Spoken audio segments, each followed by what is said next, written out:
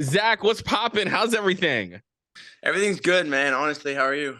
I am great. You just said you just got finished recording and filming. What was that all about? So I took over Kiss FM's TikTok. Oh, nice, right?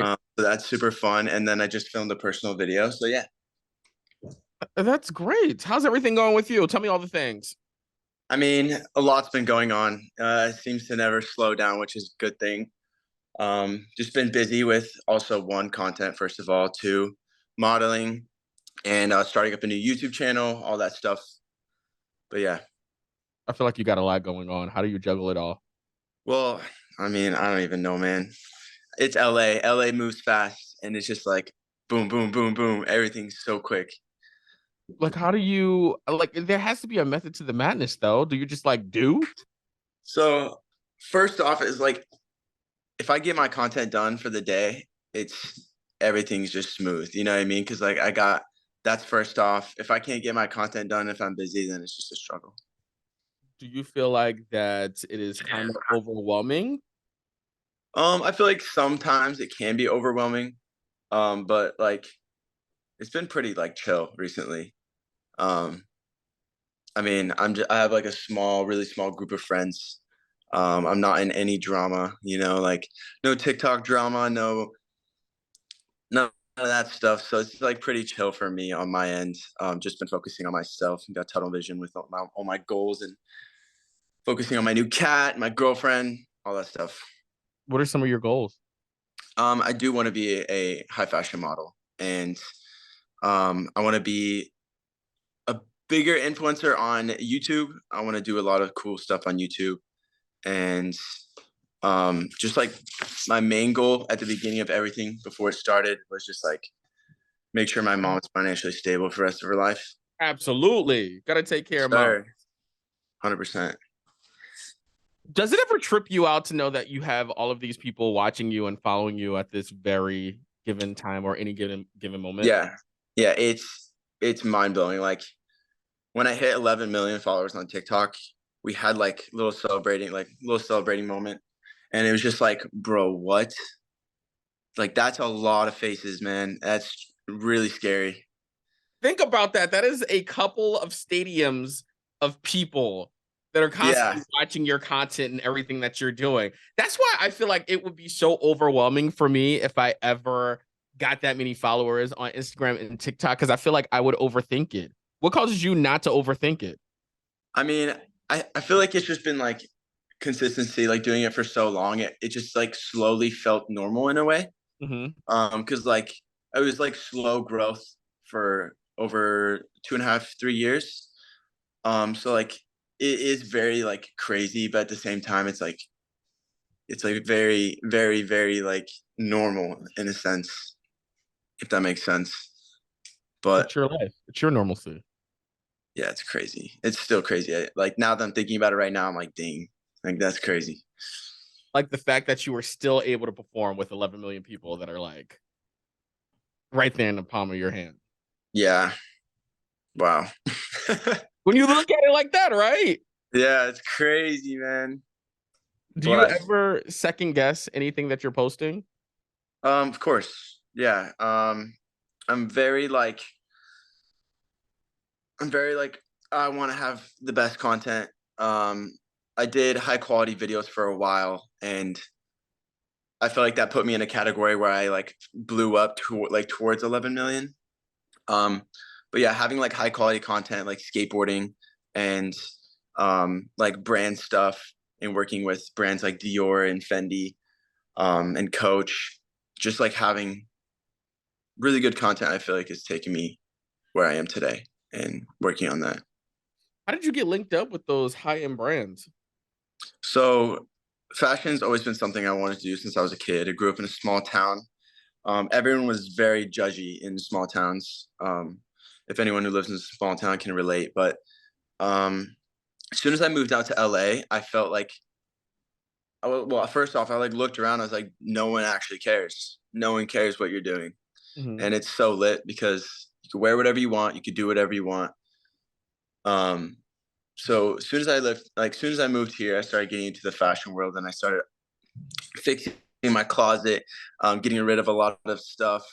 and I really been working on photo shoots, and that was the biggest thing, was getting studio shoots, meeting up with different photographers, and like really trying to be in the scene, I guess. And I don't know how it happened. Honestly, it's crazy that I'm even working with a brand like Dior. Um, but yeah, I think it's just the photo shoots and the content I was producing through those. throughout like the photo shoots and stuff. Yeah, I will say, I think it's crucial for everyone to move out of their hometown if it's a small definitely. town. You have to do it because I feel like it really broadens your horizons to everything. You know what I'm saying? Like the person that you probably wouldn't talk to in your small town would probably end up being your best friend in the big city when you move and you move out of your small town because it's like opening Yeah, your eyes if it makes sense. You know what I'm saying? 100%, bro. Has that ever been the situation with you leaving? What are some of the things that you felt like you've learned moving from your small town? Oh my gosh. I say this all the time. Like the day that I moved away was the day my life started. Mhm. Like it was just like nothing but depression and just sad, cold days in Idaho. But yeah, definitely it's crazy how people view me now than when I was in Idaho, but it's all good. Do you All feel good. like, do you feel like social media has definitely helped in the modeling career?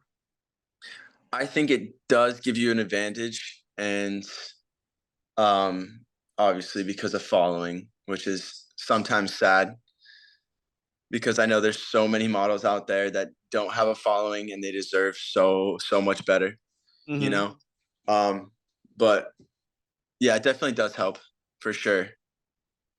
You have your own street line wear, right? Yes, I do, yeah. How did that come about? So that also came into like fashion and skateboarding combined. So I used to, when I first came out here, I used to work with a brand, Rags Revenge, um, and they are like a thrifting brand, and they made this clothing line, and it's split down like down the middle of the t-shirt, and one sleeve is long sleeve, the other is short sleeve, Hmm. and it kind of became my thing. I was filming in those shirts all the time, and so I decided to make my own brand and collaborate with them and make my own split tees. So that's where that came from. Just like that. That's simple. Yeah. And you have another And line coming out? honestly, not right now, to be honest. I can't do too many things at once or else I'm gonna like not put all my effort into one thing, you know what I mean? Um, but I do want to do jewelry really bad. I want to make really cool jewelry, but that's on my head right now. That's really interesting. The fact that you have all of this and you were just saying how basically at the start of the interview, like you don't necessarily think about it, you just go, go, go, go, go and do. When it comes Yeah. to all of the things that you are doing, I have no idea how could you juggle all of this. Well, huge thanks to my team as well. I have an amazing team. My manager is, I believe, one of the best humans and the best business like partners um, in the world, and also my like just my entire team. Um, they're just great and they've done a lot for me. Tell us, what are you working on next? So something I'm really working on right now is one, modeling. I'm going to Egypt at the end of this month with Dior. I'm going for their fashion show, which is super sick, and I can't believe that's happening as well. But other than that, building my YouTube channel is something I've really been working on. I'm a huge Pokemon fan. I won't talk about this too much, but I'm a huge Pokemon fan, and I You have have a Pokemon Pokemon. Go. I do, yes, Do you still play it? of course, bro. I'm level 40. It's so funny because I remember when it first came out, I want to say probably back in what, 2014, 20, Yeah, no, 20, was it 2014, I 2015, think it was like 2016? 2016, maybe. Right. And I would literally drive around and see people go to parks, like literally parks. Everybody's on their phone trying to catch Pokemon, and it was so beautiful. It would be like 11 o'clock at night, and people were out there doing their Yeah. thing. And it's so good to hear that people are still doing it. Well, the people who actually like grew up with Pokemon and have that nostalgia when you either like collect cards or like play video games. Pokemon Go is the realest it gets Yeah. for Pokemon, you know? Did you ever used to go to the Pokemon tournaments and leagues and stuff? Unfortunately, no, because those were always so confusing to me how they actually played the card game. Right. But I would love to. They just had the championships in London this year, which is crazy. And it was like the biggest event Pokemon's ever thrown. Yeah, So great. What else you got going on? let me think. There's so much in my brain. Um Other than that, like I'm really focused on fashion. I really want to make better fashion content with like get readies with me, Mhm. um, you know, all that stuff. And then maybe walk next year for Fashion Week. Um, Awesome. that would be a cool goal to reach. Well, listen, it was a pleasure. Thank you so much for jumping on and chatting with us. We appreciate that. Of course, EJ. Thank you so much. Of course. Take it easy.